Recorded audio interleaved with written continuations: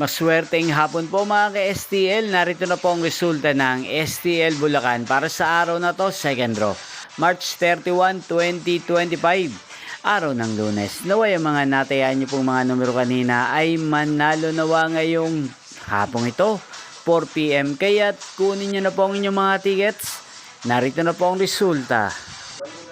Ang mga numerong nanalo sa STL Bulacan ngayong hapong ito, March 31, 2025, 4 PM, second draw result, 32 at 6 in exact order. Sa lahat po ng tumaya kanina sa STL Bulacan para sa second draw ng 32 at 6, congrats po sa inyo, panalo po kayo. Again, 32 at 6.